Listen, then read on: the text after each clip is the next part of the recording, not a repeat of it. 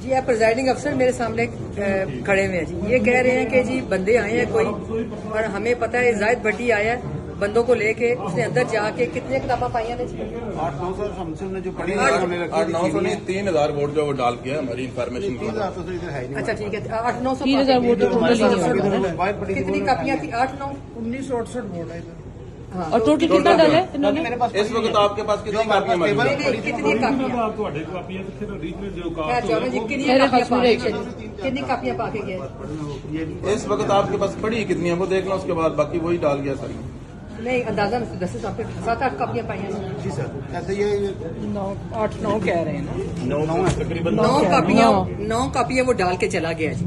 ये 2 बक्से पड़े हुए हैं। अब इसका फैसला कौन करेगा कि ये बक्से बीच में ऐड करने हैं कि हमने नहीं करने चाहिए? ये इसका फैसला करे ना। और 15 पे आप फोन करें ना तो पुलिस को बुलाते हैं। नहीं, और आरओ को बुलाएं जी, फोन करके रिटर्निंग ऑफिसर को बुलाए ना। हाँ हमने 3-4 कॉल किए, उस पर हमारे साइन है। चलो इतने कोई ना वाकफ है ना जाहिद भट्टी का, उनको इन्नी तेरे जान है ना आए थे ना आके दस के नहीं असि जारी वोट नहीं पाए, आके दस ना सानू जारी वोट नहीं पाए तो ठीक है फिर